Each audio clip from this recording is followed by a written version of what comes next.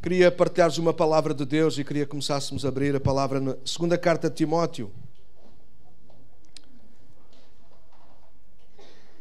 Uai, sempre assim.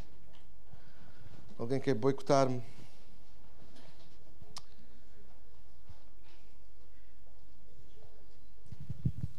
Se eu ligar, entretanto, não quero ligar.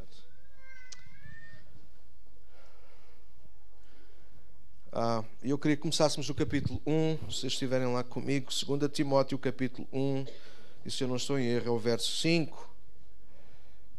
Não, obrigado. Não tens a minha mensagem aí? Como ainda sou um rapaz novo, ainda consigo ler as letras pequeninas. Não estejam ricos, alguns de vocês já não conseguiu. Alguns já nem com óculos lá vai às vezes. Quem é que já nem com óculos lá vai às vezes? Ok, alguns não se querem manifestar, estão-se a fazer de fortes. Na boa. Ok, pronto, não, está o assunto resolvido, eu vejo aqui. Não sei, há bocado ligou, agora está desligado. Tem problema. Gente, já no final oramos pelo meu iPad. Ninguém disse amém. Ou oramos por este ou oramos para comprar outro, não sei. Não, este está bom. Ele está a boicotar. Não tem mal. Verso 5. Eu vou ler duas versões também. Uma, a que eu gosto de usar constantemente. A nova versão transformadora, uma versão mais nova agora do Brasil, que eu gosto muito de ler. E vou ler essa e depois vou ler a nova versão internacional, que é muito parecida com aquela que vocês têm na vossa mão. Diz assim, Paulo está a escrever a Timóteo e ele diz: lembro-me da tua fé sincera, como era da tua avó Lloyd. Está aí a Lloyd? Não. Ainda não é avó. Mas vai ser mãe. Um dia destes, se assim o Senhor o permitir. E eles quiserem também. Lembra-me da tua fé sincera como da tua avó Lloyd e da tua mãe Eunice. E sei que em ti essa mesma fé continua firme. Fé sincera. A nova versão internacional diz: recordo-me da tua fé não fingida, que primeiro habitou em tua avó Lloyd e em tua mãe Eunice. E estou convencido de que também habita em ti. Nesta manhã eu queria partilhar-vos, ou começar a partilhar-vos um pouco mais sobre fé. De vez em quando eu falo, dou assim umas pinceladas, mas eu senti começar a concentrar e a trabalhar mais neste tema, porque percebo que Deus tem falado muito ao meu coração sobre ele e quero ensinar-vos, quero partilhar com vocês aquilo também que Deus tem trazido ao meu coração. De alguma maneira também a nossa experiência, porque fé é mais do que alguma coisa que nós falamos, se partilha, é alguma coisa que se vive, não é? Acho que vocês concordam comigo. Claro que o conceito de fé, e deixem-me começar por aqui na minha introdução, claro que o conceito de fé hoje que se ouve, que até se pode dizer que se pratica no meio cristão, e depois já vamos partir aqui o meio cristão, está bem? Às vezes, na minha opinião, também eu estou no uso da palavra, tenho esse direito de poder dizer isso, então, na minha opinião, eu acho que não está 100% correto, não tenho a resposta final, mas procuro ter uma resposta aproximadamente à Bíblia, à palavra de Deus. Então tento ir de encontro àquilo que eu creio que para mim é a expectativa de Deus em relação àquilo que é a fé. Mas no mundo cristão, não é? E partindo, e tem de ser muito claro, no mundo cristão, por exemplo, no mundo católico, depois surgiu também um movimento aí com alguma coisa que se chama igreja, não sei se será ou não importa, mas que se chama IURD, a Igreja Universal do Reino de Deus, e outro tipo de movimentos destes, trouxeram ou quiseram trazer uma nova forma de ver a fé. Talvez a Igreja Católica um pouco mais antigo, e podem usar isso, porque é um facto, a fé, porque começou-se a falar sobre a fé e a pensar sobre a fé e a viver a fé como se a fé fosse o nosso cartão de crédito, a nossa moeda, o nosso cheque que nós fazemos com Deus de acordo com a nossa fé, que nós recebemos de Deus de acordo com a nossa fé. E sim, se de alguma maneira isso até pode ser ligeiramente bíblico, quando digo ligeiramente significa que é bíblico, mas que é se calhar uma pequena parte. Quando nós percebemos e começamos a estudar na palavra de Deus acerca de fé, nós temos que ser mais rigorosos. E a fé não tem que ver apenas com receber. Aliás, a fé tem muito pouco com receber de Deus, mas a fé tem muito que ver com dar a Deus. Exato. Eu sei, não precisam dizer amém só para concordar comigo, porque a frase é bonita. Porque não é o conceito que nós estamos habituados. Nós estamos habituados a pensar sobre fé no sentido daquilo que eu preciso ter fé para receber alguma coisa de Deus. E daí as pessoas até usam muito este tipo de linguagem, não é? Eu tenho muita fé. Como se Deus se impressionasse ou deixasse impressionar com o tamanho da nossa da nossa fé, como se até fosse preciso ter muita fé, e usando um dos textos bíblicos que é Jesus que fala sobre ele, como se nós precisássemos de muita fé para mover montanhas. Jesus até ensinou isso. A maior parte de vocês estão diante de mim, são conhecedores da Bíblia, como eu, e vocês sabem que Jesus disse isso, nós tivéssemos fé como um grão de mostarda. Eu não sei se vocês já viram um grão de mostarda. Há muitos anos atrás a Susana, ela arranjou-me grãos de mostarda, entretanto eles eram tão pequeninos que eu acabei por perdê-los. Mas se alguém já viu grãos de mostarda, são pequenas bolinhas muito pequeninas, mesmo muito pequeninas. E ela até deu muitas dentro de um papel e eu consegui perdê-las todas. Não sei, perdi-as ou deitei fora. Não sei. Ou então olha para o papel e pensa, isto é coisas da vida velha, e deitei fora. Só alguns é que fizeram uma piada. Ok. Bom, não importa. A verdade é que era uma coisa muito pequena. Então Jesus dá um exemplo. Claro que há outras sementes que também são pequenas. Jesus lembrou-se daquela semente, talvez por ser uma das mais pequenas e uma das que dá um fruto até, em relação à sua semente, dá um fruto até generoso. Mas todas as sementes são pequenas e todos dão árvores. Enfim, vocês sabem isso. Mas aquilo que eu quero aqui tocar é só nisso. Jesus disse que a fé não tinha que ter um tamanho considerável. A fé tinha que estar era viva. E se há coisa que uma semente pode não ter aspecto disso, é de alguma coisa que é viva, porque parece uma coisa seca, a gente até põe no pão.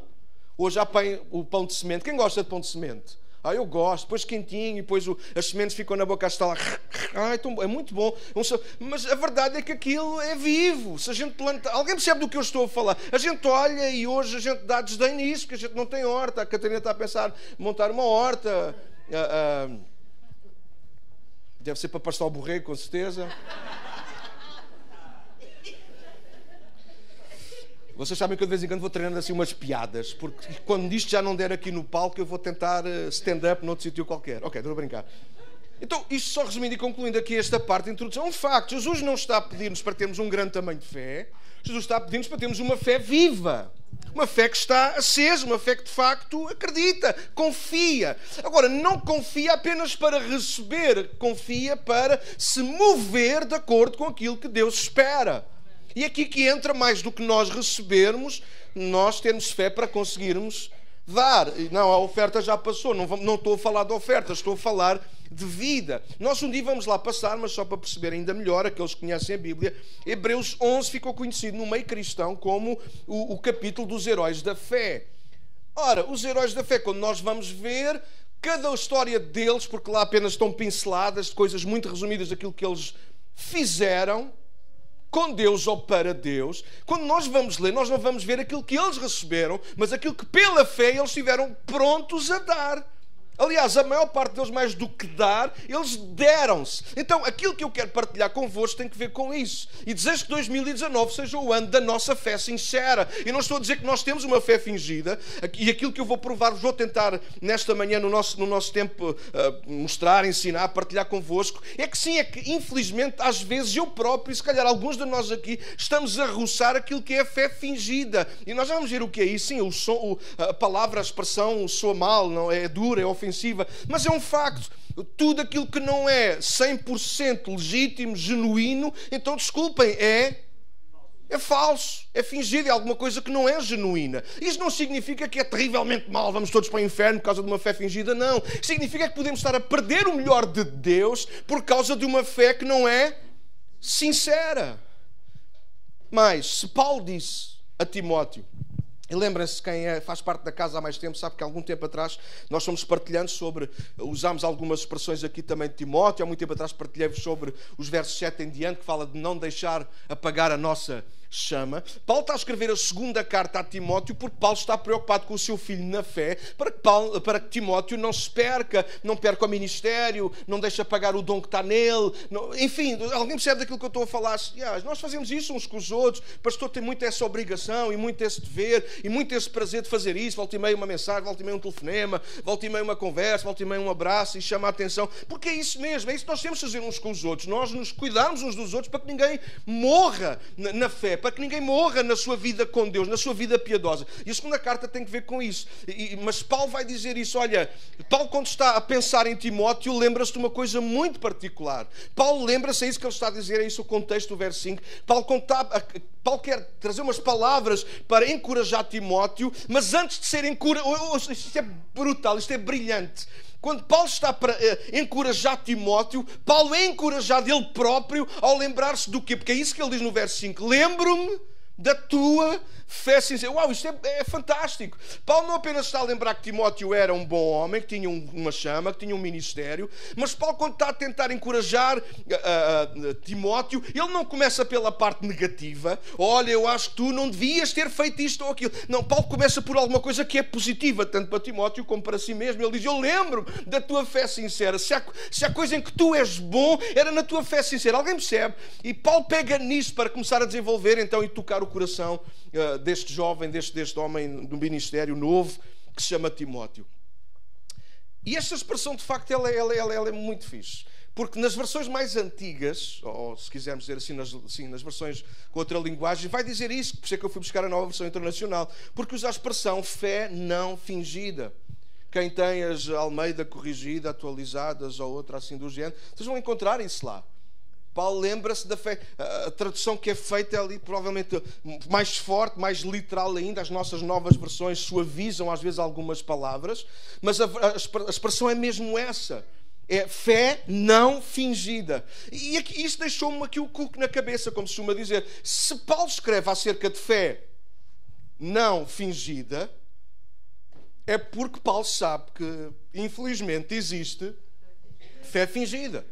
E Paulo consegue ver em Timóteo o quê? Que tipo de fé? Fé não fingida. É porque Paulo, e Paulo vai contar isto sobre outras pessoas, nunca o declara, mas então nós percebemos isto, que há diferença, em que de facto Paulo encontrou pessoas que, com mais ou menos consciência disso, havia gente que tinha uma fé fingida. E eu hoje vou mostrar-vos o que é a fé fingida, ou onde é que ela nos leva, ou como é que ela nos conduz no nosso dia-a-dia com a pessoa de Jesus Cristo. Então, Paulo está preocupado com o ministério de Timóteo, com a sua vida piedosa, com a relação de Timóteo com Deus, e lembra-o da sua fé não fingida, da sua fé sincera. Uma fé simples, que não exige muito ou quase nada. Hoje quero lembrar-vos dessa mesma fé. Não sei se vocês se lembram, em setembro, outubro do ano passado, 2018, nós iniciámos o nosso ano letivo e eu fui partilhando uma série de mensagens que quase sempre se chamavam a mesma coisa, chamavam-se Deus é capaz. Alguém se lembra disso? Baseado em Efésios 3:20. E eu não queria perder isso, queria que essa mensagem ficasse como base. Deus é capaz. Ok?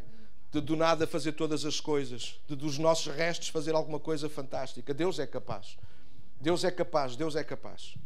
Mas para nós recebermos de Deus também é um facto. Nós precisamos ter uma vida de fé. Nós precisamos de acreditar. Eu vou repetir aquilo que disse. Nós precisamos voltar a acreditar. Porque fé não é apenas declarar aquilo que nós deveríamos acreditar. Fé é nós acreditarmos mesmo sem dizer, ou declarar, ou ver até. Fé é confiar em Deus. Não é? Nós vamos, à medida que nós vamos ensinando sobre isso, nós vamos batendo nessas teclas. Fé é confiar, é mais do que ter a fezada. Não, Deus vai fazer. Porque há gente que fala assim. Há grupos que falam assim. Há pseudo-igrejas que falam assim. Deus vai fazer. Se tu não és curado é porque tu não tens fé. Não, às vezes há gente cheia de fé que morre. É só ler Hebreus 11. Quem declara isso, quem ensina isso, e perdoem-me, mesmo para ficar gravado, que é para quem ouve, para ver se... Quem ensina isso é estúpido. Estúpido significa que não tem entendimento. É só isso que significa. É grosso, mas é verdade. Quem ensina isso não tem entendimento, não lê a Bíblia. E a Bíblia diz que houve gente que, cheios de fé, foram cerrados ao meio. Então, a fé não tem que ver com aquilo que Deus faz em nós, mas com aquilo que nós conseguimos agora fazer para Deus. E eu quero ter esse tipo de fé. Não a fé apenas que levanta as mãos à espera daquilo que Deus pode fazer, mas a fé que é capaz de avançar mesmo quando não há caminho. A fé que é capaz de comprar mesmo quando não há dinheiro. Uau! A fé que é capaz de impor as mãos mesmo quando já não se vê ponta de esperança, mas ainda assim continua a crer que Deus é capaz. Uma fé que confia que Deus, Ele é poderoso para fazer abundantemente mais além daquilo que nós pedimos ou até pensamos. Nesta manhã eu queria, de alguma maneira, encorajar-vos, exortar, se for preciso, para voltarmos a uma fé sincera. Uma fé que não é fingida. E nós vamos ver isso esta manhã. Então, queria pedir-vos o favor de que abrissem a palavra em Marcos, no capítulo 5.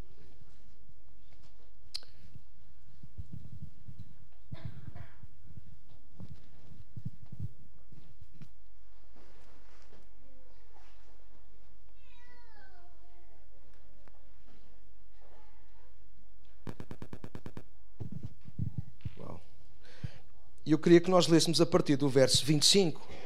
E há uns tempos atrás eu usei esta história e eu percebi claramente de Deus, não foi porque não tivesse mais nada para pregar. Quem me conhece sabe que prega até demais. Bom, isso é bíblico. Paulo disse isto também, não é? Olha, prega ao mesmo Timóteo, prega a tempo e fora de tempo. Então, por isso é que eu normalmente não controlo o tempo. Eu normalmente prego sempre além do tempo. Estou bíblico, não estou? Estou super bíblico. Alguns estão a orar, Senhor, faz dele menos um homem, menos um bocadinho bíblico. Mas agradeço as vossas orações nisso. Estou a aprender, estamos sempre a aprender.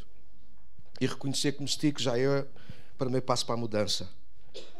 Era o vosso amém, mas perderam a oportunidade. Ok. A mulher do fluxo de sangue. Já alguém... Mostra aí com a tua mão, só para ninguém manter a gente... Quantos conhecem esta história? Alguns, outros não. E por isso nós vamos lê-la rapidamente, no sentido... Quando digo rápido é porque queria só fazer a leitura do texto. Assim, sem grande coisa. Nós depois já voltamos a ele. Portanto, Marcos 5, verso 25 a 34 diz: no meio da multidão estava uma mulher que havia 12 anos sofria de hemorragia. Tinha passado por muitas dificuldades nas mãos de vários médicos e ao longo dos anos gastou tudo o que possuía sem melhorar. Na verdade, havia piorado. Tendo ouvido falar de Jesus, aproximou-se por trás dele no meio da multidão e tocou em seu manto ou no seu vestido, pois pensava, se eu apenas tocar em seu manto, serei curada. No mesmo instante, a hemorragia parou. Estão comigo lá ainda? Até ela pensou o quê? Ela traçou um plano, eu vou por trás e só quero tocar no seu vestido, manto, quiserem chamar, outras dizem na orla. E se eu tocar, se eu conseguir fazer isso, eu vou ser curada. Estão comigo? Eu estou a dar ênfase de propósito. Estamos a falar de fé sincera versus fé fingida. Fé não fingida versus fé que é fingida. Estão comigo ainda? A mulher traçou um plano. No mesmo instante, verso 29, a hemorragia parou. O plano dela resultou. Alô? Podíamos dizer que a fé dela teve resultado. Sim ou não? Ok. E ela sentiu o seu corpo tinha sido curada da enfermidade. 30. Jesus imediatamente percebeu que dele havia saído virtude ou poder. Por isso virou-se para a multidão, e que naquele dia era mais que muita, e perguntou, quem tocou o meu manto? Os seus discípulos disseram, veja a multidão que o aperta de todos os lados, como o Senhor ainda pergunta, quem tocou em mim? 32. Jesus, porém, continuou a olhar ao redor para ver quem havia feito aquilo. Então a mulher, assustada e tremendo pelo que lhe havia acontecido, veio e ajoelhou-se diante dele e contou-lhe toda a verdade, contou-lhe o que havia acontecido ou feito. E verso 34, Jesus lhe disse, filha, a tua fé te curou, vai em paz, o teu sofrimento acabou, ou fica livre do teu mal. Deixem-me começar por alguma coisa que tenho falado em alguns sítios até onde tenho ido, porque acho que é muito curioso, porque acredito que é mesmo a palavra de Deus para os nossos dias. E se tu achas que deves fazer isso, podes dar glória a Deus aquilo que tu quiseres, mas a submensagem dentro desta mensagem é: há poder nas costas de Jesus. E eu acho que ainda nunca tinha pregado sobre o poder das costas de Jesus aqui na nossa igreja. Vocês alguma vez ouviram uma mensagem sobre o poder das costas de Jesus? Aposto que não. Mas esta é a história acerca do poder nas costas de Jesus.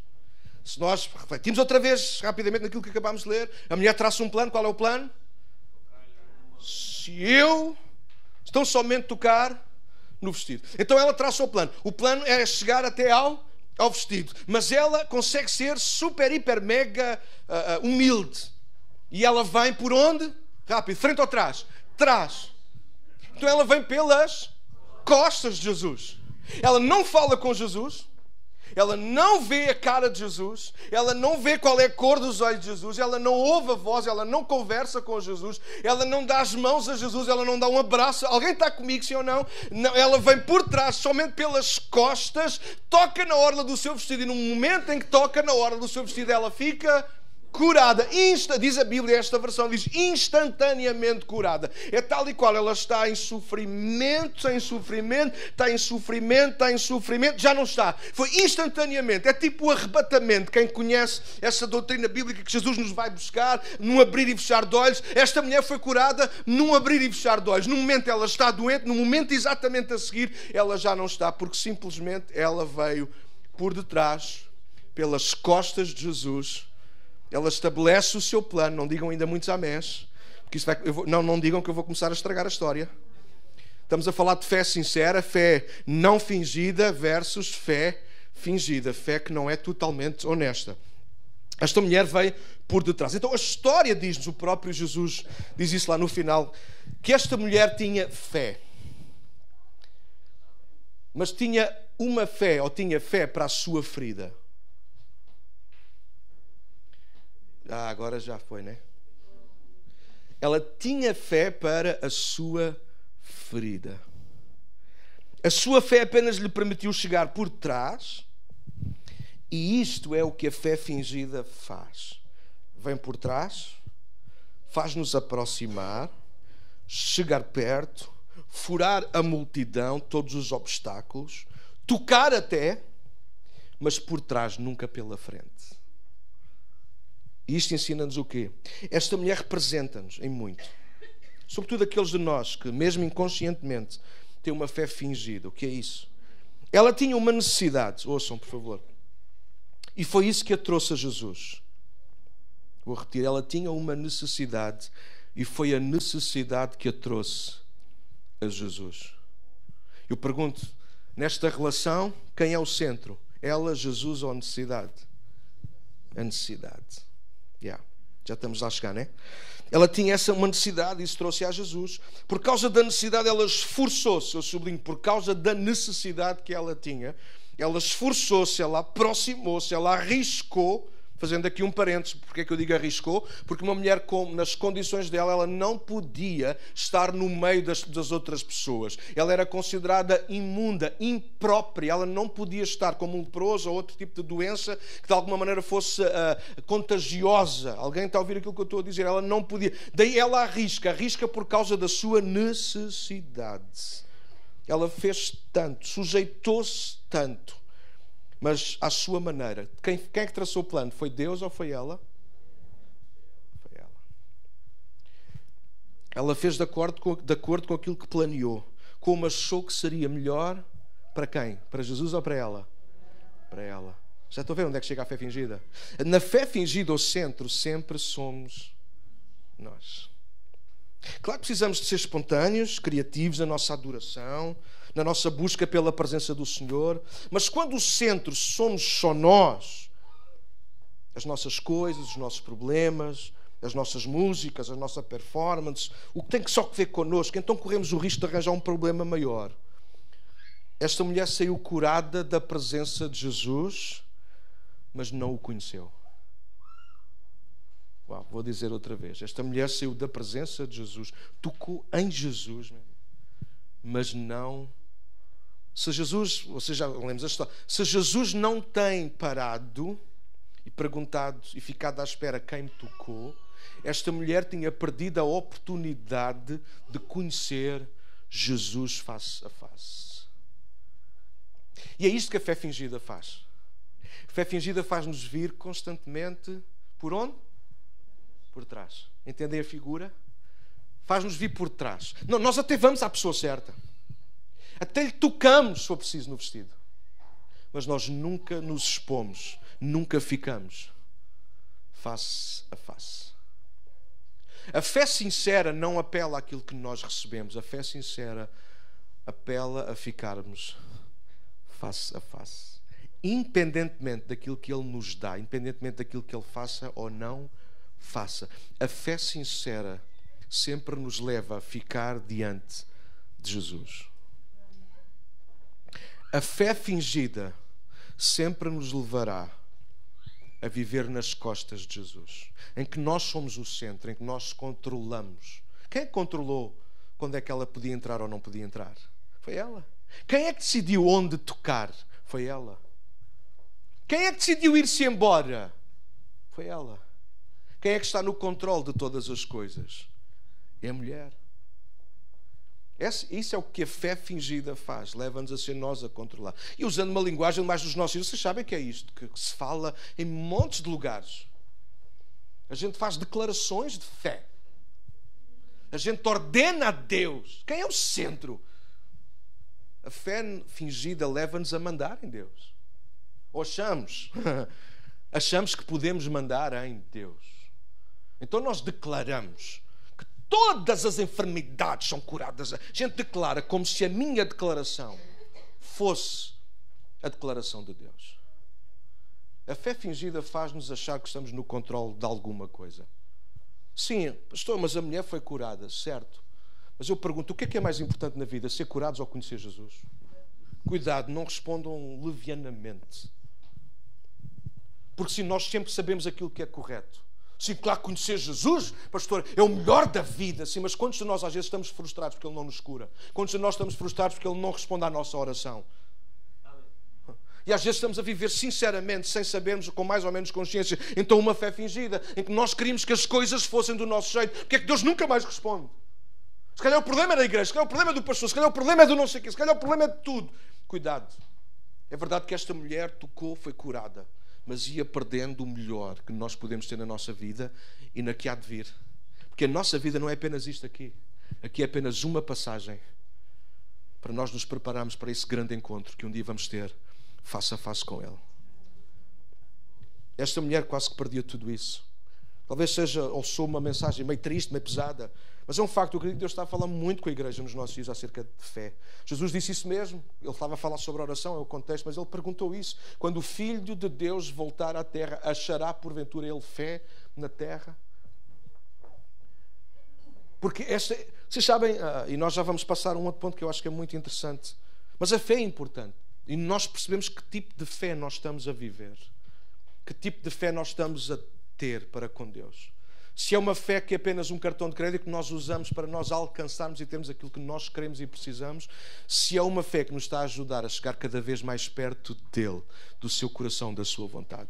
Se é uma fé que apenas nos projeta a nós, ou se é uma fé que está a projetar o reino de Deus. Por exemplo, deixem-me dar-vos outro exemplo. Paulo. Não sei quantos vocês conhecem o apóstolo Paulo, ou já ouviram a história de Paulo. Paulo amava a Deus, mas à sua maneira. Pelo menos à maneira que lhe tinham ensinado. E Paulo amava a Deus à sua maneira, e a maneira de Paulo era amar a Deus odiando aqueles que não amavam a Deus como ele amava. Por isso ele os perseguia. Certo? A relação de Paulo era perseguir as costas dos outros. Até matá-los ou colocá-los na prisão ou qualquer outro lugar assim difícil. Até que um dia no caminho chamado Caminho de Damasco, uma estrada muito conhecida, diz que Paulo tem um encontro com quem? Alguém sabe a história? Com Cristo. E Paulo não tem um encontro com as costas de Cristo, mas Paulo tem um encontro com a face de Cristo. Paulo encontra-se com Jesus. Alguém sabe da história? E a vida de Paulo mudou. Paulo deixou de perseguir aqueles que amavam a Deus, aqueles que conheciam Cristo, para se tornar ele também um perseguidor. Paulo vivia sem grande consciência disso, porque era sem consciência uma fé fingida. Ele achava que estava a agradar a Deus, e afinal de contas toda a gente já sabia, como nós hoje sabemos, que sem fé é impossível agradar a Deus, a gente já lá chega. É um facto, a Bíblia diz isso em Hebreus no capítulo 11, verso 6. É impossível agradar a Deus se não for pela fé, se não for com fé. Se nós não confiarmos verdadeiramente em Deus. Só que Paulo tinha fé em Deus, mas à sua maneira, em que era ele que fazia as coisas. Era como se Deus precisasse de Paulo. Era como se... Até que ele se encontrou com Jesus. E percebeu que, afinal de contas, quem é que precisava de quem? E Paulo naquele dia rendeu-se. A sua fé passou a ser uma fé sincera. Que já não é mais à sua maneira, mas agora é à maneira dele. Talvez para o que nós precisamos hoje, ouvi isto, convido-vos a ouvir, as costas de Jesus são suficientes. E já vimos, as costas de Jesus têm poder. Aquela mulher foi curada ou não foi curada? Claro que foi. Talvez para recebermos perdão, talvez para recebermos algum consolo. E aí eu escrevi aqui algumas dicas acerca de Cristo. Ele é o bom pastor que procura a ovelha e a coloca, bora usar a palavra aos homens, mas ele coloca as coisas. E nós gostamos de Jesus por ser algum pastor que nos coloca nas suas costas. Nós gostamos das costas de Jesus. Mas a verdade, igreja, é que Jesus não veio para dar as costas. Jesus veio para dar a sua vida, para que nós que estávamos longe, nós que estávamos do lado de cá do véu, não tínhamos acesso, não podíamos ver, não podíamos tocar, não podíamos experimentar a sua presença. Agora, por causa da morte de Cristo, o véu foi rasgado. Agora não precisamos de ir pelas costas, nós agora podemos ficar face a face, frente a frente com aquele que deu a vida por nós. Jesus não veio para dar as costas. Jesus veio para um relacionamento. Costas não fala de relacionamento. Costas fala só de serviço. Costas fala daquilo que nós recebemos. Costas fala daquilo que Ele é capaz de fazer por nós. E nós sabemos que Deus é capaz. Mas mais do que isso, a nossa fé tem que nos levar a um relacionamento com Cristo. Se a nossa fé apenas serve para nós obtermos coisas de Cristo, então a nossa relação com Ele é apenas com as suas costas. E se vocês pensarem bem, infelizmente é assim que a nossa sociedade hoje está. É a sociedade da utilidade. Nós corremos uns para os outros de acordo ou com base naquilo que nós precisamos uns dos outros. Ok, o silêncio fez. É duro, não é? Mas é verdade. Se eu preciso... espera aí, já não falo com ele há uma série de tempo, mas espera aí, lembrei-me agora aqui de um fulano que é muito bom a fazer não sei o quê. Então vou ligar.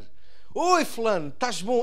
Como é que tu estás? Então a tua família está fixe? Está tudo a andar, obrigado. Olha, sabes, é que eu liguei porque precisava de uma coisa.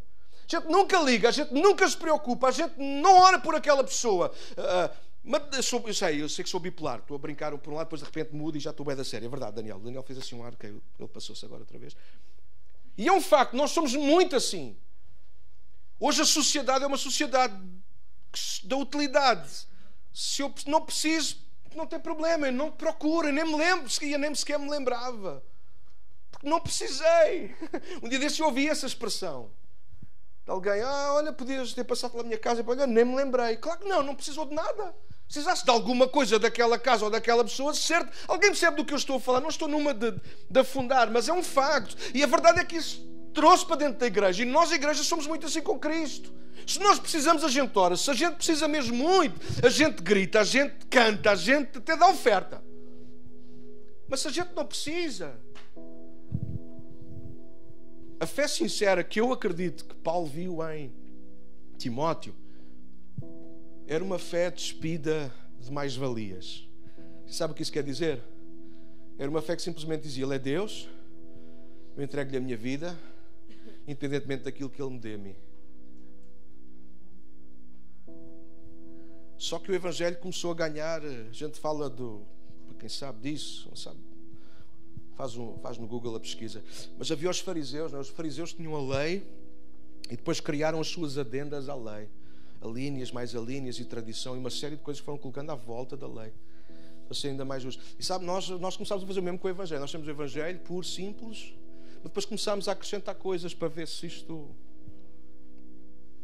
E uma das coisas que sem querer, provavelmente sem querer, eu repito, nós colocámos, alguns não foi sem querer, alguns foi para amarrar pessoas, foi a fé fingida, foi uma fé que nós controlamos, uma fé que nos faz vir por detrás, mas uma fé que nunca nos deixa chegar pela frente.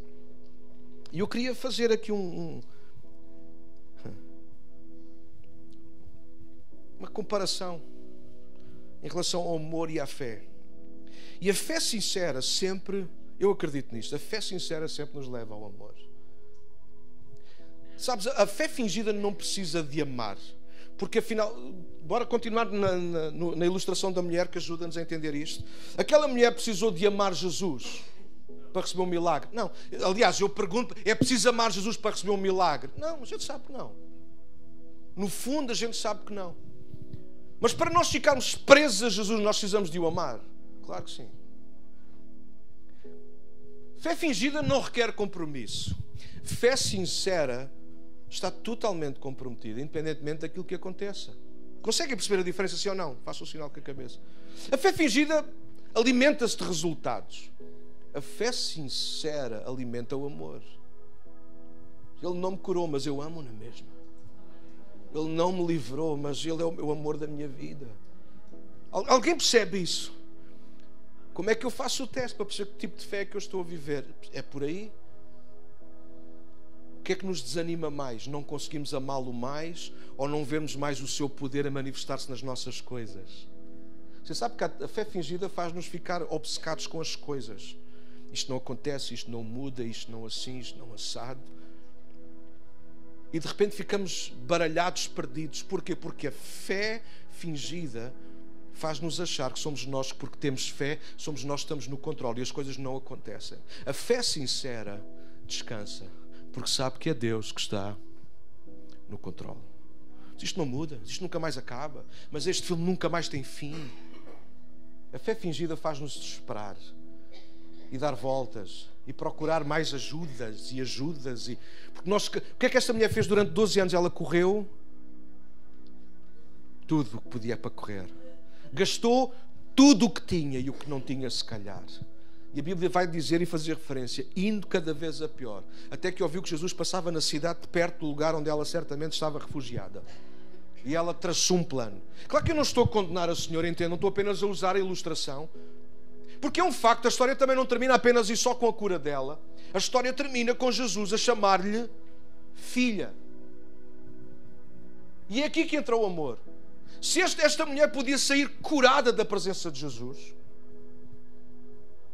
mas nunca teria tido a oportunidade de ouvir Jesus a chamar-lhe filha. Porque ele não veio apenas para ser médico. Nós é que gostamos de dizer, ele é o médico dos médicos. Isto não está em sítio nenhum da Bíblia. Alguns podem achar que está em São Jericó, capítulo 5, verso 8. Olha que não está. Se calhar está mais na Bíblia. Sim, a Bíblia diz que ele é o Senhor que sara, mas não diz que ele é o médico dos médicos. Se calhar aparece mais vezes que ele é o remédio para os doentes. Ele é o óleo de Gileade, que nós precisamos de colocar nas nossas feridas, de tomar. Se calhar aparecem mais referências a que ele é remédio. Você sabe qual é a diferença entre médico? Entre Jesus médico e Jesus remédio? É que ao médico a gente só vai quando quer, quando precisa, quando está muito aflito. Alô? Então, e o remédio? O remédio é alguma coisa que nós aprendemos, temos de tomar todos os dias. Temos de tomar todos os dias. Jesus não é alguém a quem nós recorremos de vez em quando. Jesus é alguém que nós precisamos todos os dias. Se nós queremos estar bem, nós precisamos dele todos os dias. A fé fingida faz-nos ir ao médico. A fé sincera faz-nos reconhecer, eu preciso dele todos os dias. Ai, Daniel, nunca mais aprendes. Aquela mulher sabia que a fé era importante para obter alguma coisa de Deus, mas ela não sabia que era amada. Aquela mulher não sabia, ela sabia que o poder de Jesus estava disponível, mas ela não sabia que o amor de Jesus também estava.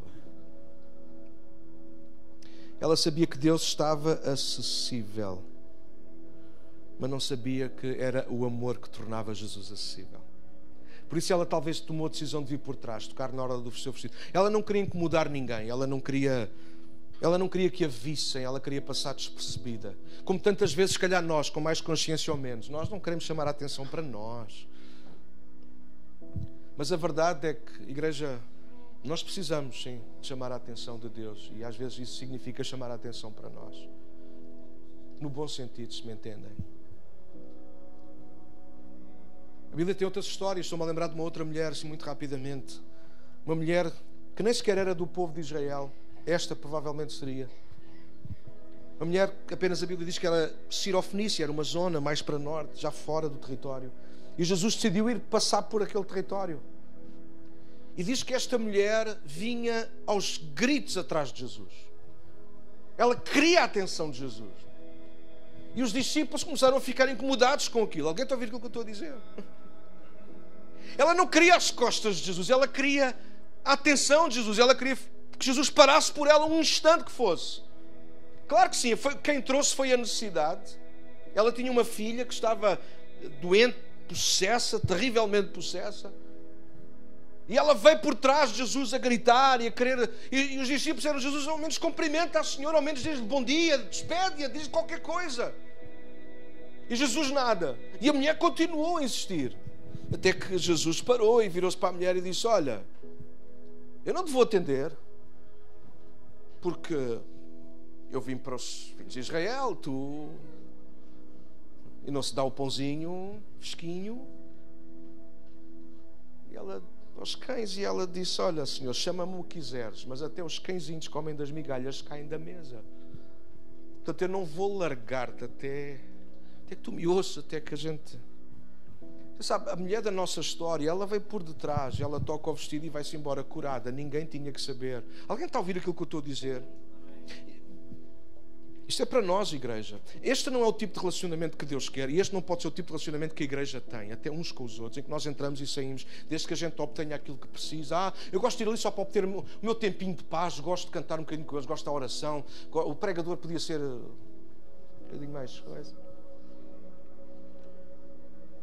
De repente aquela mulher tornou aquele momento um momento dela para ela, e acabou a conversa.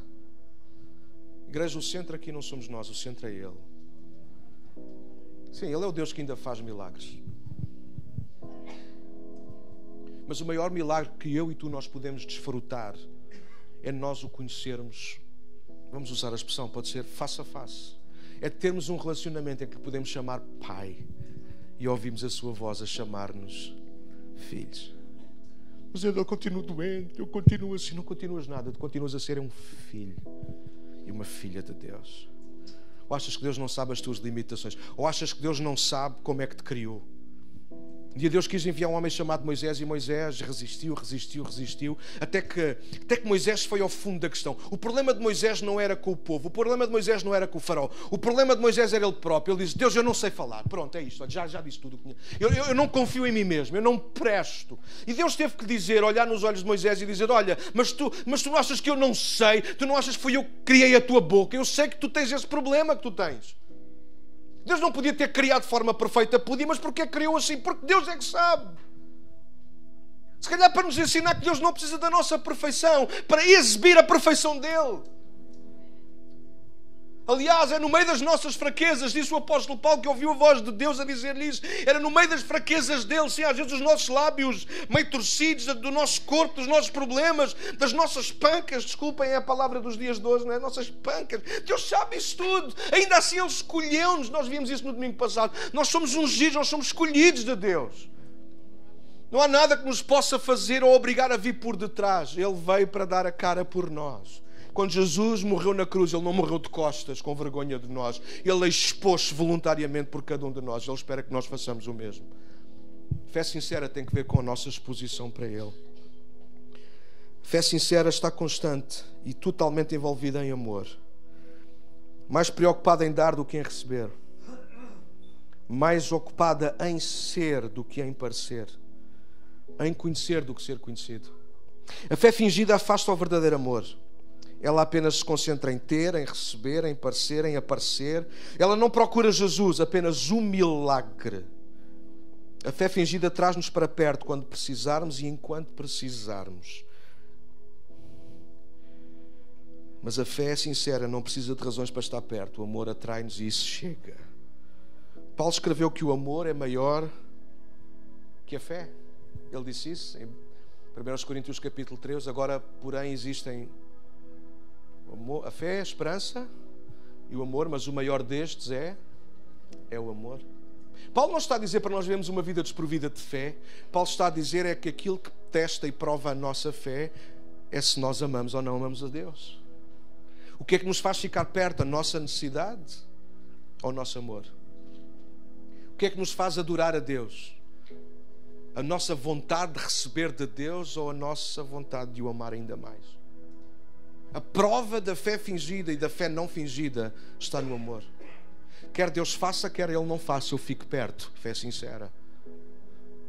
Quando Deus não faz, a fé fingida faz-nos ficar desnorteados. Alguém já teve assim? Bom, não digas, não manifesta isso. Obrigado. A fé fingida faz-nos ficar perdidos, porque achamos que Deus já não nos ouve. A fé fingida faz-nos até pôr em causa aquilo que a Bíblia diz. Já viram? Será que Deus me está a ouvir? Posso ser honesto? Então, estou mesmo a terminar, ajudem-me. Já alguém pensou assim? Será que Deus está mesmo a ouvir as minhas orações? Manifesta lá isso. Não, sou o único. Olha, será que Deus está mesmo comigo? Isto é o que a fé fingida faz. Porque de repente, a gente, por isso é que eu disse, às vezes é involuntário, às vezes é inconsciente, mas sem querer nós estamos a ver mais uma fé fingida do que uma fé sincera, em que de repente nós começamos até a pôr em causa aquilo que o próprio Deus diz. Porque de repente no centro ficamos nós, as nossas coisas, a nossa necessidade, o nosso problema. Será que Deus está mesmo a ouvir? Será que Deus se interessa por mim? Porque de repente essa fé fingida, essa fé que não é honesta. Porque se fosse honesta, nós ficávamos firmes mesmo quando Deus não faz. Entendem? A fé sincera faz-nos ficar no sítio certo e colocá-lo a Ele no sítio certo. Um dia um homem chamado Jó disse: ainda que Ele me mate. Uau, nós gostamos de dizer essas expressões, mas não somos nós que estamos à beira da morte. Mas Jó estava, e Jó teve. Se estivesse entre amigos, usava outra expressão. Depois entre amigos eu digo, está bem? Jó teve coragem de dizer: ainda que Ele me mate, eu vou confiar nele. O que Jó estava a dizer é isto: eu tenho uma fé sincera. Eu não preciso de Deus me provar nada. Eu quero é ter uma fé capaz de provar o quanto eu o amo. Então a fé sincera, ela é alimentada do nosso amor por Ele. Já não é aquilo que Ele faz a nós. A fé fingida alimenta-se do que Ele faz. Ai, Deus fez um grande milagre na minha vida, então eu venho saltando e pulando. Deus não fez nenhum milagre. Não me apetece. Oh, meu irmão não sabe o peso que eu carrego. What? A fé fingida faz viver assim, embaixo. E só nos levantamos quando Deus opera. Glória a Deus. Israel vivia com uma fé fingida. Todo o Antigo Testamento. Deus abria o mar, eles celebravam no outro dia. Deus punha água a sair da rocha, eles celebravam. Não havia água, eles ficavam zangados. Havia água, eles celebravam. Não havia comida, eles ficavam zangados. Havia comida, eles fartavam-se feitos brutos. Alguém sabe do que eu estou a falar? Isso é fé fingida. E a igreja, a nossa casa não vai viver assim. Porque se for para viver assim, mas então Paulo não pode escrever para nós a dizer: eu lembro-me da vossa fé sincera. A nossa fé tem que ser isso mesmo, uma fé sincera, não fingida. Que não se mede pelos resultados, por aquilo que Deus nos dá ou faz, mas pelo amor que nós temos por Ele. Quer Ele faça, quer Ele não faça, Ele é o grande amor da minha vida. Quer Ele faça, quer Ele não faça, eu vou cantar. Quer Ele faça, quer Ele não faça, eu vou levantar as minhas mãos. Quer Ele faça, quer Ele não faça, eu vou continuar a dar a minha oferta. Quer Ele faça, quer Ele não faça, eu vou continuar a servir, eu vou continuar a honrar. Porque eu já não estou numa fé fingida, eu já passei daí, eu já não estou nas costas. Eu agora o contemplo face a face. Vou terminar. Ajuda-me, Jesus.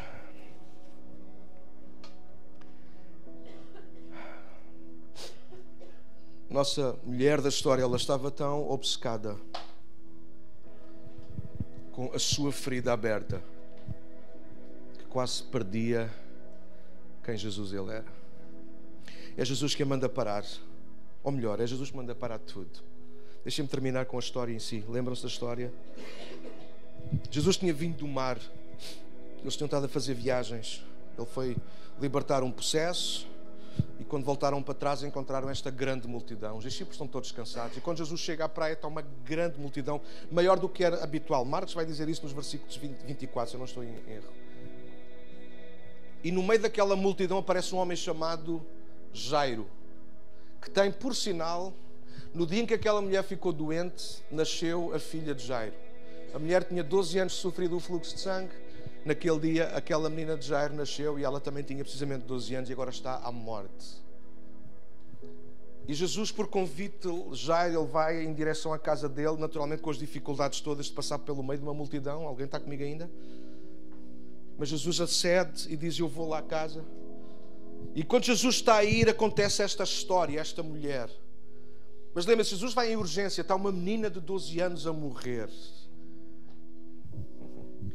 Moralmente falando, Jesus não tem que parar para perder tempo com uma mulher que não sabemos ao certo a idade, mas a Bíblia diz que é mulher, significa que já é madura. Jesus tinha que dar prioridade a uma criança que tem 12 anos. Mas Jesus parou. Houve convites de ouvir, pode ajudar isto à nossa fé sincera hoje. Porque para Jesus, o poder de Jesus tanto... E a Daniel, o poder de Jesus tanto cura enfermos como ressuscita mortos.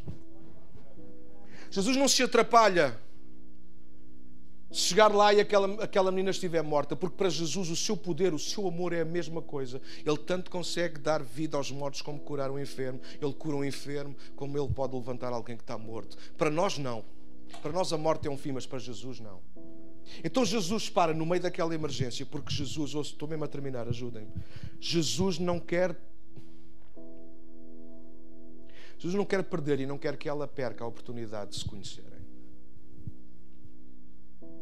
Jesus podia ter ido embora, podia ter continuado o seu caminho, podia ou não. Tinha razões para continuar o seu caminho. Pois tinha. Mas ele parou. Imaginem Jairo, imaginem os discípulos. sobretudo Jairo, que tem a sua menina de 12 anos, tal e qual a idade da Daniela, minha filha mais velha. 12 anos, e ela está mesmo a morrer. E para eles irem chamar Jesus é porque a menina está mesmo na última. E agora imaginem, Jairo consegue fazer com que Jesus venha à casa dele. Eles estão a caminho da casa de Jairo. Mas agora Jesus para e insiste numa coisa que não tem sentido nenhum, ou aparentemente sentido nenhum. Alguém me tocou. Os discípulos até tentam corrigir o mestre. Mestre, toda a gente está a tocar. A pergunta é quem é que não tocou, só se for estão lá ao fundo. E Jesus tem que ser mais claro. Não, alguém me tocou de forma diferente, porque toda a gente toca, é verdade. Mas apenas houve um toque que fez com que de mim saísse poder, virtude. Mas Jesus quer que saia dele mais alguma coisa para aquela mulher, não apenas a virtude. Ele quer que aquela mulher conheça o amor. Igreja, a diferença, mais uma vez, a diferença da fé fingida é que ela não precisa do amor. Ela não reclama o amor. Ela não reclama a face de Jesus. É por isso que há pessoas que, por exemplo, vêm à igreja, por elas passavam bem o tempo de louvor e de adoração, porque eles não sabem estar face a face. Eles só sabem estar nas costas. Eles preferem, e depois alguns armam-se muito bíblicos. Não, para mim a palavra chega, porque desde que a palavra alimenta a tua fé fingida, está bom. Não, mas a igreja sempre vai ter que ter estes momentos de louvor, de adoração e de oração. Nós temos que aprender a estar face a face com Ele. A nossa fé não pode continuar nas costas. A nossa fé tem que ser uma fé que fica face a face. Face a face. Quer Ele faça, quer Ele não faça. Ele é o meu Deus. Ele é o meu Senhor. Ele é o meu amado. E naquele dia Jesus parou. Porque o amor sempre para. O amor sempre arranja tempo para parar. O poder é urgente, mas o amor é prioridade de Jesus. O poder é urgente. A gente precisa do poder de Deus nos nossos dias. Há gente aqui que provavelmente precisa de um toque de Deus, de cura, de um milagre. É urgente o poder de Deus, mas o amor tem que ser a nossa busca prioritária. E deixem-me terminar como comecei. Paulo escreveu a Timóteo. Porque Timóteo não podia esquecer o seu amor a Deus e o amor de Deus por ele. Lembra-me da tua fé sincera, a tua paixão. Deixa perguntar e se calhar falar às emoções daqueles que já têm muitos anos disso. Vocês lembram-se de como é que eram os nossos momentos com Deus quando nós aceitámos Jesus? Sim, isso é a fé sincera. Nós não estávamos alimentados, aliás, nós não tínhamos expectativas nenhumas a não ser esta. Eu fui perdoado, eu encontrei Jesus. Adoro cantar com esta gente, adoro as orações. Nada me faz sentido, mas tudo me faz sentir tão feliz. Alguém se lembra disso? De repente nós começámos de alguma maneira a ganhar uma fé fingida. É que nós continuamos sem entender nada, mas achamos que sabemos tudo. Não sabemos quais são os caminhos de Deus, porque os caminhos dele não são os nossos. Mas a gente acha que agora a gente já sabe, a gente até já calçou umas quantas estradas, já anda há algum tempo. Até já conseguimos estar nos momentos de oração e de louvor e de adoração de olhos abertos, a ver o que é que se passa, a ver as horas e entrar e a sair. Não estou a criticar ninguém, ajudem-me, por favor. Mas não é verdade. Quando nós viemos a Jesus, nós éramos passarinhos autênticos, de boca aberta. Nós queríamos aproveitar tudo, todos os cultos, todas as reuniões que havia. A gente tentava escapar, arranjava tempo. Alguém percebe do que eu estou a falar? De repente instala-se em nós aquilo que é uma fé fingida. Não é uma fé que nos põe no inferno. A palavra é forte, mas é um facto. É só para contrariar a outra, que é a fé sincera. E de repente nós vivemos numa fé chamada fingida. Por Paulo, não por mim. Porque se Timóteo tem uma fé não fingida, é porque existe quem tenha fé fingida. E a fé fingida leva-nos a isto. Nós estamos no controle, nós sabemos tudo, nós sabemos como entrar, por onde sair. Nós temos o nosso plano, não importa o que é que Deus pensa, o que é que Ele quer. O que importa é aquilo que nós já temos estabelecido. Eu vou entrar naquelas horas, eu vou vir por detrás, eu vou tocar no manto e depois vou-me embora. E esta é a fé fingida. A fé fingida faz-nos estar a nós com o volante na mão. A fé sincera diz: Deus, toma. Por onde tu fores eu irei. Onde tu me mandares eu irei. Aquilo que me mandares falar eu falarei. Aquilo que mandares dar eu te dou. Quando mandares sentar eu sento. Quando mandares levantar eu levanto. Se me mandares para uma terra que eu não conheço, alguém se lembra ainda de fazer este tipo de oração? Eu pergunto: alguém se lembra quando é que isso acabou? Nós não sabemos. A vida encarrega-se de nos fazer isso. Os outros encarregam-se de nos fazer isso. Nós próprios nos encarregamos de fazer isso. Porque sem muita consciência disso nós vamos alimentando. Eu acredito que é sem querer, igreja. Vamos alimentando uma fé fingida. Temos fé, acreditamos no poder dele, mas a fé sincera sempre nos vai fazer questionar a nós, e nós ainda o amamos? A fé fingida procura o seu poder, a fé sincera leva-nos a demonstrar o nosso amor por ele. Vamos ficar de pé. Perdoem-me lá estes minutos.